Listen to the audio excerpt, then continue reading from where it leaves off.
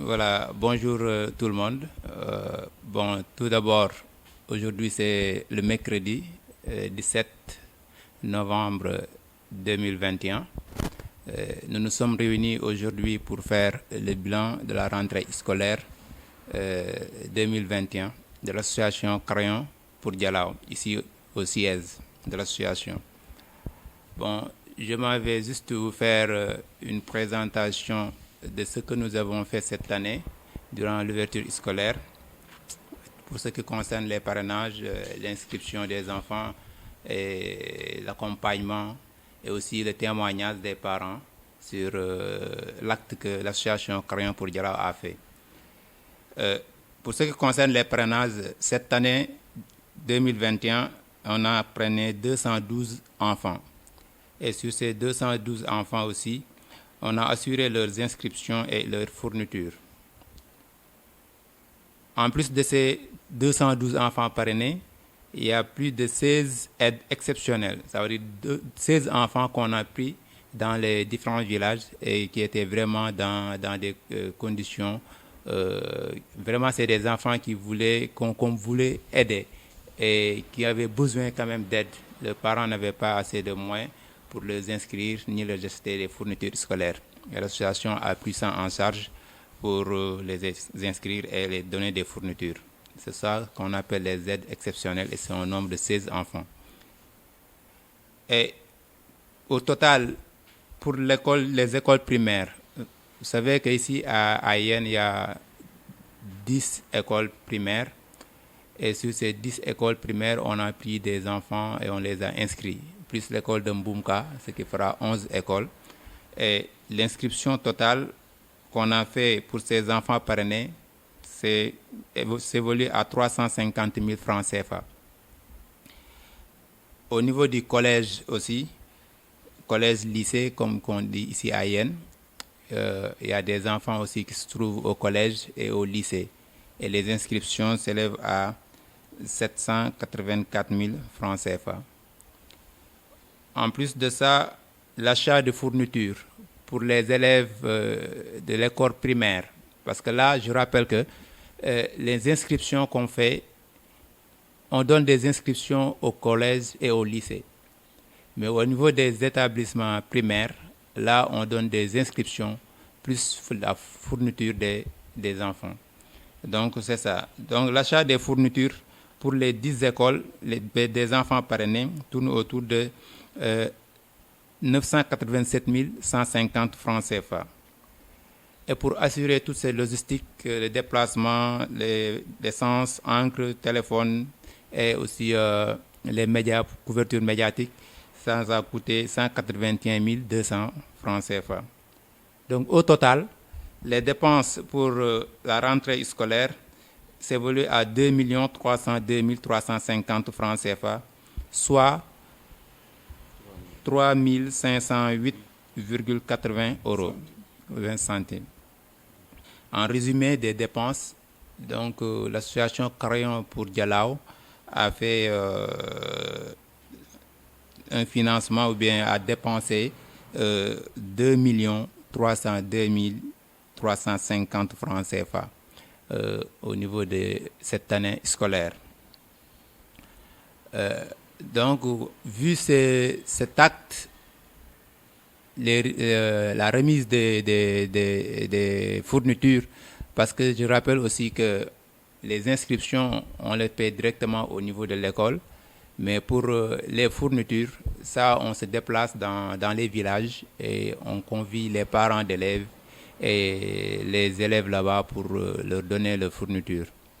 Et on a pu remarquer quand même des témoignages des parents d'élèves lors de ces cérémonies. On peut noter la cérémonie qu'on a fait à Kel, qui regroupait Toubab Dialao, Nyangal,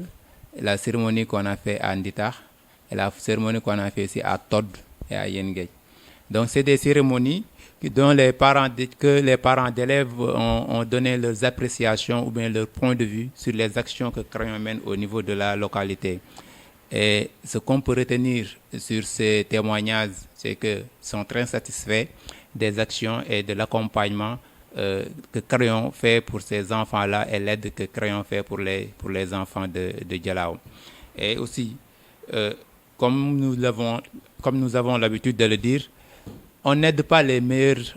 élèves, mais plutôt les enfants. On aide des enfants qui sont dans le besoin et que leurs parents n'ont pas les moyens pour assurer l'éducation, pour payer les inscriptions et les fournitures de ces enfants-là. Donc c'est ces enfants-là que Crayon aide. Et vu aussi l'ampleur que ça a au niveau de la commune, les parents ont apprécié cela et ont donné leur point de vue et remercient tous les parents qui et les marraines, tous les parrains et les marraines qui donnent leur argent ou bien qui aident ces enfants-là pour qu'ils puissent avoir une éducation meilleure. Et on les a tous remerciés. Donc, vous pouvez voir aussi sur les vidéos précédentes, il y a des témoignages en Wolof que vous pouvez voir. Il y a aussi des témoignages de certains enfants aussi qui est là. En plus de ça, donc l'association existe depuis des années et l'exemple qu'on peut donner, c'est le cas de Moussa, que l'association avait pris en charge depuis 2012. Autant il était à l'école primaire, actuellement il a eu son bac et a fait des témoignages, comme il le dit, le parrainage, tant que l'élève est à l'école, jusqu'à ses études supérieures, dès que l'élève a son bac, donc le parrainage s'arrête là. Et c'est là que Moussa a su et a remercié l'association Crayon pour tout l'effort que l'association a fait durant ces années-là. Et quand même, il a pu avoir son bac et actuellement, il va suivre ses études au niveau de l'université. Donc, quand même, vous pouvez voir ça aussi dans son propre témoignage dans les réseaux. Donc, en grosso modo, nous remercions aussi tous les parrains et les marraines qui ont participé et qui se sont donnés corps et âme pour accompagner ces enfants-là qui étaient dans le besoin par le canal de Crayon pour Dialaw. Et Crayon aussi continue de tendre ses mains et tendre ses bras pour demander encore plus d'adhésion aux parrains et aux marraines afin de pouvoir accompagner plus d'enfants dans le village. Parce que Yen est une commune qui a beaucoup d'enfants, peu d'infrastructures et a besoin quand même que ces enfants aient une bonne éducation. Et il y a beaucoup aussi de familles qui sont dans le besoin. Donc plus de parrains, plus de marraines et comme ça on aura plus d'enfants parrainés pour un lendemain meilleur au niveau de Yen. Et sur ce, nous remercions évidemment tous les parrains. Sans eux, nous n'aurons pu réaliser cette rentrée scolaire considérable. Notre objectif étant toujours plus d'adhérents pour qu'il y ait plus de parrainage, nous sollicitons chaque parrain, marraine, afin qu'ils sensibilisent à notre cause au moins une personne autour d'eux. De ce fait, le nombre d'enfants parrainés sera de plus en plus conséquent, ce qui a pour but non seulement que le parrainage permette à l'enfant de soutien de sa scolarité, mais également une aide importante et appréciable pour toutes les familles. Par conséquent, un grand coup de chapeau à toute l'équipe France, toute l'équipe Sénégal, Yen, ainsi que toutes les personnes qui répondent présentes dès que nous avons besoin de soutien. Un grand merci pour notre implication qui permet à l'association Crayon pour Dialaw d'exister depuis plus de 9 années. Et bonne réunion. Donc, je vais donner peut-être à Khalifa qu'il donne des mots en Wolof. Voilà, une traduction de tout ça. Ok, merci. Donc, salam alaikum mbooloo mi maa ngi nuyu kenn ku ne ci turam ak santam di remercier Cheikh Taw ci kàddu gi mu ma jotale di nuyu ñëpp ñuy seetaan ak ñëpp ñuy déglu mbir mi nag li ñu dajale mooy association Crayon pour Dialaw. Lan mooy association Crayon pour Dialaw? Association boo xam ne mu ngi fi depuis 2012 di liggéey ci jàppale xale yi ci seen wàllu jàng waaye di liggéey ci santé waaye di liggéey tamit ci environnement. liggéeyam nag li ci ëpp solo wala li ci gën a fës en tout cas li ñu ci gën a ñor ñun ñi nekk ci mbir mi mooy jàppale gi ñuy jàppale xale yi. association bi du association politique dafa jaadu ñu fàttali ko association bi du association politique waaye nag ay membre am ay citoyens yi Jalaaw lañ mën nañoo bokk ci parti politique bu leen neex waaye fii ñu toog de politique dajalewuñu fi liggéey pour suñu askan moo ñu fi dajale donc loolu jar naa leeral ci contexte bi ñu nekk muy contexte politique nga xam ne lépp lu nit wax ñu am fu ñu ko askanale wala lépp lu nit def ñu am fu ñu ko askanale donc suñu action yi lenn rek moo ko tax a jóg dimbale xale yi dimbale structure sanitaire yi dimbale environnement bi waaye comme ni ma ko waxee woon sànq maa ngi répété wu sax mooy que ne membres yi ay citoyens yi Jalaaw lañu ñu war a politique su leen neexee te ku ci nekk am na foo bokk donc ñoom ñëpp bokkuñu parti ku ci nekk am na foo bokk donc loolu lañ doon leeral. Crayon mu ngi fi depuis 2012 mu ngi def ay activités depuis 2012 mu ngi jàppale ay xale depuis 2012 ñu ngi def lu mel ni li ñu def nii tey waaye ren dañu ko fësal gi nag jubluwuñu ci dara lu dul suñu yëf la ñun ñëpp ñun waa Yène jaadu na nag bu média bu mel ni Jalaaw TV existé ñu waxtaanee lu ñu bokk ñun ñëpp loolu rek moo ñu dajale moo tax ñu jël média pour que parents yi ñu parrainé seen doom ñu xam lu ñuy def population bi aussi xam ko donc loolu moo ñu dajale moo tax ñu ne nañ ci boole média yi donc ren def nañu comme nañu daan def depuis 2012 maanaam école bu tijjee ñu jàppale ay xale donc ci biir xale yooyu jàppale nañu 212 xale yoo xam ne pare nañ leen mu ñeenti téeméeri guni ak fukk ak ñaar donc ñooñu jàppale nañ ci ay xale ñoo xam ne ñu ngi ci école yi ginnaaw ñeenti téeméeri xale yooyu ak fukk ak ñaar jàppale nañu ñeneen fukki xale ak juróom-benn ñoo xam ne amuñu parrain maanaam parrainéwuñu leen waaye seen waajur yi seen loxo yi jotul seen gannaaw wala boog soxla yi matalewul ci ñoom donc ñooñu fukk lañu ak juróom-benn ñoo xam ne fayal nañ leen inscription jox leen ay sac malgré que amuñu ay parrain donc jàppale googu ñuy jàppale xale yi am na un coût donc boo ko xaymee ci école primaire yi def nañ ci 350 000 francs CFA mooy seen inscription bi ak seeni sac donc toll na ci 350 000 xale yi nga xam ne parrainé woon nañ leen te léegi ñu ngi ci collège yi ak lycée yi ñoom tamit seeni inscription toll na ci 784 000 ci ñooñu nag dañuy fàttali ne ñooñu dañ leen di inscrire école mais bu dee xale yi nekk primaire ñoom non seulement dañ leen di inscrire mais dañ leen di jëndal seen ay fourniture mais ñi nekk ci collège ak lycée dañ leen di fayal inscription donc ñooñu seen inscription moo toll ci 784 000 donc achat fourniture yi maanaam li ñu jëndee fourniture toll na ci 987 150 donc somme boobu soo ko déggee xëy na dina la pousser nga réfléchir ci yenn école parce que somme bu ni toll du ci benn école lañ ko def donc def nañ ko ci école yi Jalaaw bu ñu ne Jalaaw nag naka mag ña xamee woon lañ ko defee maanaam Mbunk ba Tubaab Jalaaw donc loolu école yi fa nekk yooyu la ñuy jàppale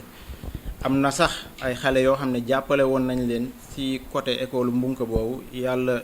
xéewale leen ñu am entrée en sixième dem collège bi nekk Dougar Crayon fekkaat na leen collège bi nekk Dougar ak jàppale gi mu leen daan jàppale ci biir collège boobu donc mën nañu wax ne sax ci Jalaaw gépp waaye yokku na sax ba collège bu nekk Dougar parce que am na xale yoo xam ne yàlla suturaale na leen seen examen jàll na bañ toll ci donc bu weesoo yooyu ñu doon def ci école yi am na yoo xam ne c'est des frais divers maanaam nit ñi dinañ déplacé wu dinañ jënd encre bi ñuy bindee dinañ téléphoné ak suñu mbokku Jalaaw TV suñu partenaires yi donc loolu la bu ñu ko xaymaa day nekk 181 200 donc xayma boobu loolu ñu jël yépp bu ñu boolee lépp tënk ko xayma ko dañuy jàpp ne ouverture année scolaire bii nii crayon dépensé na ci 2 302 350 donc bu ñu ko xaymaa ci euro day nekk 3508 euros ak 50 centimes donc loolu mooy li nga xam ne crayon def na ko ren ci inscription ci fourniture ci jàppale ay famille yoo xam ne pare nañu seen doom ak ci yeneen frais divers muy lu am solo muy lu am solo loo xam ne crayon mu ngi koy def jëmale ko ci xale yi dëkk bi parce que ku nekk xam na nag xale moo yor avenir u ëllëg xale yi ñoom ñooy suñu avenir waaye ñoom ñooy suñu sécurité comme ni ma koy faral di rappeler tey ki am 25 ans 30 ans buy am 70 ans xale bi ko war a faj su feebaree mu ngi école actuellement te kooku suñ ko jàppalewul ñun génération bi su demee ba tollu foofu waaw kan moo ñuy faj donc objectif bi loolu kese la jàppale xale Jalaaw ba nga xam ne ëllëgee xin si bër Jalaaw lu mu soxla mu nekk ci ay doomam yaakaar naa loolu moo gën a wóor nga am soxla mu nekk feneen nga ko fay wuti donc vraiment objectif yooyu mooy objectifu crayon pour Jalaaw objectif yooyu mooy objectifu membre crayon pour Jalaaw donc comme ni ma ko rappelé sànq crayon neewoon naa sànq depuis 2012 mu ngi existé donc am na ay ñoo xam ne parrainé woon nañ leen ñu am bac si ñooñu ñu ciy remercier suñu benn rakk bu baax wala suñu jarbaat ñu koy wax Moussa moom non seulement parrainé nañ ko ba mu am bac mais wëlbataxu na waat ñëwaat indi témoignage am si association bi ñuy distribuer fële sa kel vraiment ñëw na joxe témoignage am waxtaan ñaaxaat ay rakkam yi nekk ci école di jàng fàttaliwaat leen solos njàng mi fàttaliwaat leen action crayon vraiment Moussa ñu ngi koy ñaanal bac bi yàlla na ko jikk ñaanal ko tamit yeneen diplôme topp ci yu gën a kawe macha allah ñu koy exhorter encore njàmbaar googu mu newoon ak loolu mu newoon ci njàng na ko continuer incha allah yàlla mën na ko jàppale bu baax a baax a baax donc vraiment ñu ngi koy remercier di ko sant ci témoignage am te loolu rek lañ bëgg ñun loolu rek lañ bëgg bu ñu sañoon ñi fi nekk ñëpp nekk crayon yàlla suturaal leen ba ñu am seen bac ba weesu ko sax ba am lu weesu bac bi donc Moussa ak ay xaritam yi mu amandool bac yëpp ñu ngi leen di ñaanal yal na leen cikki donc tey du ñu terminer te gërëmuñu ñu ñuy liggéeyandool parce que wolof dafa wax ne peccum liir bu neexee yaay ji moo jàpp sa mbaggay donc tey xëy na ñun ñii la waa Yène di gis ñun ñii la waa Jalaaw di gis ak Claudine mais am na ñeneen ñoo xam ne ñu ngi France muy bureau bi ne France mais surtout muy parrain yi nekk France parce que comme ni ma ko waxee woon léegi peccum liir bu neexee ngay jaa jàpp sa mbaggay donc yelloo na tamit bu ñu toogee di waxtaan ñu gërëm leen sant leen donc ñooñu dañ leen di gërëm bu baax di leen sant xëy na duñu dégg li may wax mais wéy juru xale yi nga xam ne ñu ngi leen di parrainer ñoom dinañ dégg li may wax xam ne ñii ñoo parrainer seen ay doom donc ñooñu ñu ngi leen di gërëm di leen sant di leen ñaanal nag parce que aussi jamono bi ku nekk xam na ni mu mel tolof yi bëri na coronavirus bi jaar fii mais malgré loolu ñoom ñu ngay korkoral seeni ñaar dërëm ak seen ay ñetti dërëm di ko yónnee fii ci xale yoo xam ne juruñu bokku ñax ñoom dara pour jàppale leen donc ñooñu ñu ngi leen di gërëm di leen sant di leen wax ñoom tamit xëy na duñ ko dégg mais ñu gën a jàpp ci parrain yi gën ñoo jàppale gën a waxtaane parrainage bi ci seeni mbokk ak seeni xarit ba mu gën a law mais ñooñu ma fi lim léegi muy ñiy parrainer xale yi ñun tamit dafa am njukkal bu ñu leen amel ñun waajur njukkal bi ñu leen amel mooy ñu fexe ba seen xaalis boobu ñuy dugal ñun tamit suñuy doom di avancer parce que tamit bu fekkente ne nit day parrainer sa doom chaque année muy redoubler wala am na ñoo xam ne sax malheureusement dañuy bàyyi jàng du encourageant donc ñun li ñu war suñu diggante ak ñooñu mooy gërëm leen sant leen d'accord mais nag taxawu xale yi ñaax leen di leen xiirtal ci jàng ba kooku mën a wax ne ah xale bii kan maa ko doon fayal waaye rëccuwuma ko donc loolu mooy suñu remerciement ci ñoom parce que xale bi su jëriñee du ki ko doon parrainé lay jëriñ xale bi su jëriñee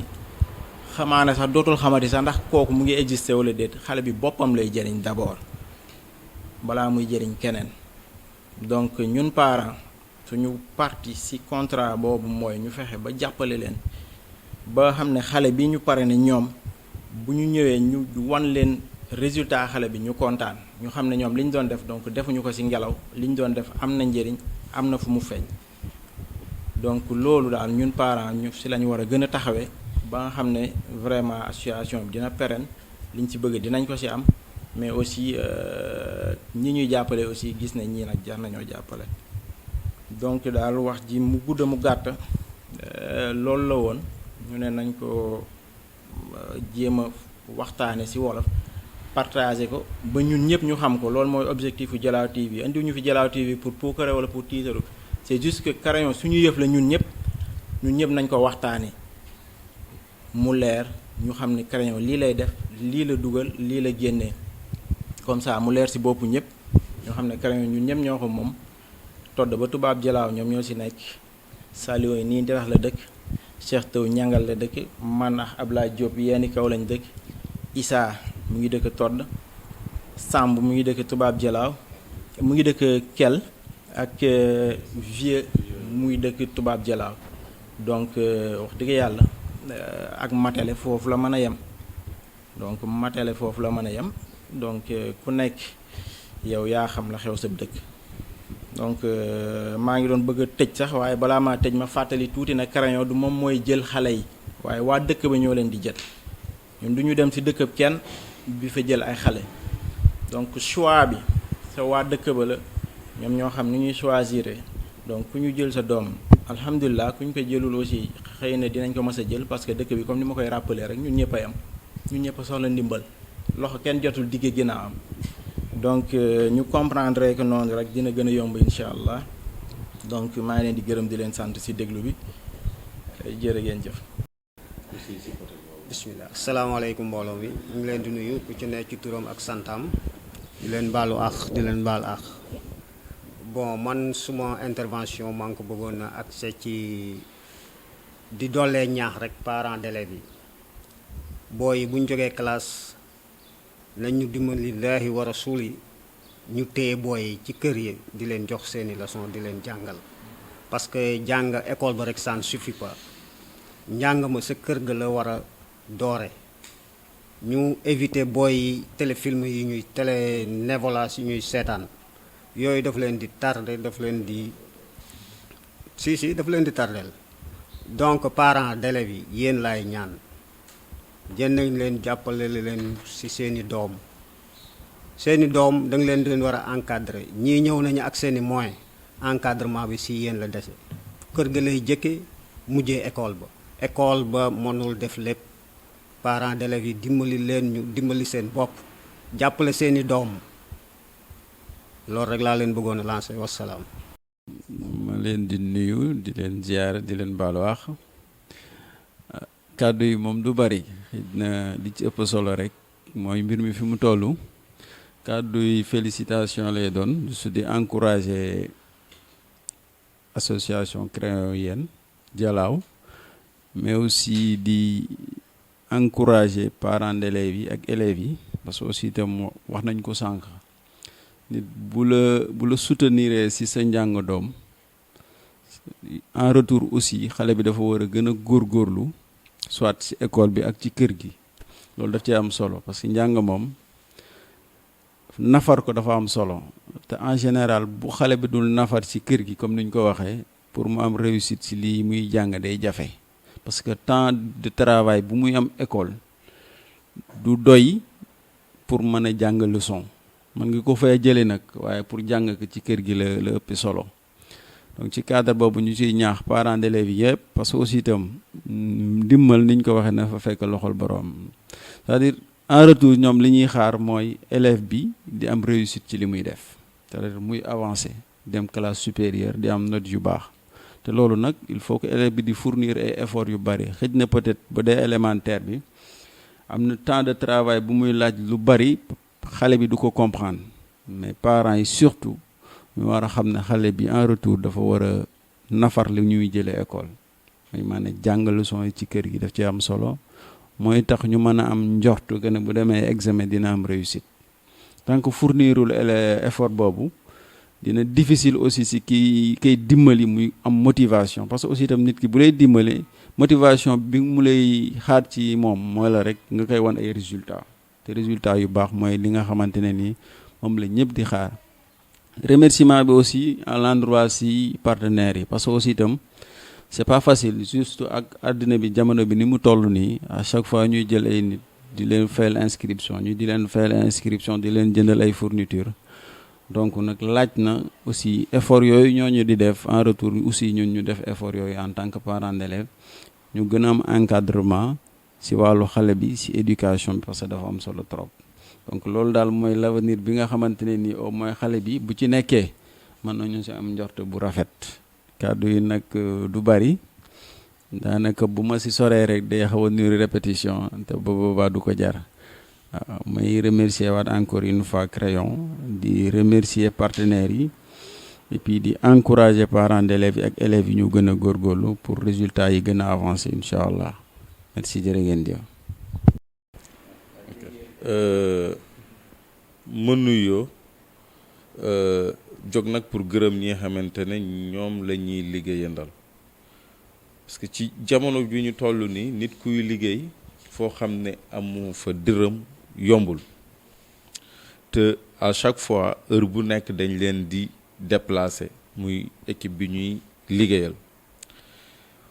pour expliquer nit ñi nan la ñuy liggéeyee parce que man mënuma dëkk Ndita xam la xew todd wala tubaab jalaaw donc looloo tax tey dëkk bu ne boo demee Mbunka Bambara ñu ngi doon liggéey ak imam bi ak madame sociale bi nag ci école bi boo ñëwee Ndoxura Pël ñu ngi doon liggéey ak directeur d'école bi ak Eboulaye Sow nekk chef de village boo ñëwee Todd bi ñuy jëkkee ñu ngi doon liggéey ak président APE ba fa jëkkoon nekk ba mu liggéeyee ak chef de village ba jóge fa beneen président APE ñëw muy Issa moom la ñuy liggéeyal moom lu xew Todd ku ñuy jël Todd moom mooy xool ak chef de village am parce que mënuñu xam Todd kan moo fa yeyoo dimbali te dëkk Nditax wala dëkk Yeen Géej boo ñëwee Yeen Géej aussi Khalifa mu ngi fay liggéey moom ak Pa Amadou Thiandoum parce que Khalifa tamit Yeen Géej lay liggéeyee mais taxul aussi mu maîtriser Yeen Géej bu baax Pa Amadou Thiandoum nekk adjoint nekk notable nekk aussi ku Yeen Géej ràññee donc kooku la ñuy liggéeyal ci Yeen Géej boo ñëwee Yeen Kaw ñu ngi liggéey ak Abdoulaye Diop bu ñu nee nag Abdoulaye Diop suñu xel day dem ci Abdoulaye Diop kan la doon liggéeyal parce que Abdoulaye Diop mu ngi doon liggéey ak Baye Ousseynou Niang Baye Ousseynou yàlla nag yàlla yërëm jéggal ko xare ka aljana parce que taxawu nañu aussi népp nu ñu war a mën a taxawoo nu chef de village waroon taxawoo association bi ci Yeen Kaw moom taxawoo na ko noonu te heure bu ñu commencé na soxla heure boobu dina ko jog ànd ak ñun ci liggéey bi ñu ngi naan nag yàlla mi nga xamante ne moom mooy yërëm yàlla na yàlla yërëm ko jéggal ko xare ka aljan de même que Nditax aussi parce que man maa doon liggéey à Nditax ak chef de village bu Nditax di vieux Abdoulaye Ndoy mu mujj dem ba nekk sax morom mujj dem ba nekk sama xarit lu bari liyeenu yàlla def aussi moom it mu dëddu yàlla na yàlla yërëm ko jéggal ko xare ko aljana bu ñu demee ñangal Cheikh Taw moom moo fay liggéey ak ki fa nekk ki xam ne moom lañ fa teg muy dox yittey ñangal di représentant du chef du village Baye Youssou Ndione Cheikh Taw mooy liggéey ak moom ñoom ñaar ñooy xool ñangal na muy doxe boo demee Kell aussi am na Abdourahmane Samb moom mooy liggéey ak chef du village bu Kell lu ñuy dugal ak lu ñuy génne moom moo ko gérer boo demee tubaab jalaaw dañuy liggéey ak ñaari nit kenn ki moo nekk ci bureau bi mais ki ci des aussi mu ngi tubaab jalaaw mais ñoom ñaar aussi ñu ngi liggéey ci benn collaboration bu jéggi dayoo muy vieux ak chef de village ak Maguette Ndiaye ku ñu naan Maguette Ndiaye donc noonu la ñuy liggéeyee boo demee fa ñaay xëy aussi xalifa bi ni muy liggéeyee ak yéeni géej noonu lay liggéeyee ak ñaay xëy ak chef de village bi ak Ndey Saw donc dëkk bu nekk rek dafa am ñoo xamante ni ñoom ñoo ko maîtriser ñoom ñoo koy dox ñu nit tànn ñu les meilleurs élèves parce que bu déggee ne dañuy tànn meilleurs élèves yi bu ñuy xool Sénégal meilleurs élèves yi ngay gis ci Sénégal yëpp xam leen ni seen papa ak seen yaay ñoom boo metuwul wala ci famille bu xaw a tekki la ñu juddoo donc nag ñi xamante ne tey ji yàlla def na seen famille nekk na ci ay difficultés ñooñu bu ñu leen bàyyee en rade kañ la ñuy doon ay meilleurs élèves ñu jël ñooñu nag prêt pour jàppale leen te yàlla def na bu ñu leen di jàppale ba léegi ñooñu ñu ngi génne ci meilleurs élèves yi yàlla jot na dogal aussi ñi xamante ne ay bacheliers la ñu te ñu toppoon leen depuis 2012 am nañ ci juróom-benn ren te juróom-benn yëpp ñoom réussir nañu seen bac amoon na ku jël seen kàddu ku tudd Moussa wax kontante ak mbégte ak arrangé bi xamante ne association Crayon pour Dialaw arrangé na ko donc nag di remercier mooy li may wax présidente bi Claudine Bertrand ak ñi xamante ne ñoom lay liggéeyal fële ci France ak ñi xamante ne ñoom ñëpp ñu ngi liggéey ak ñun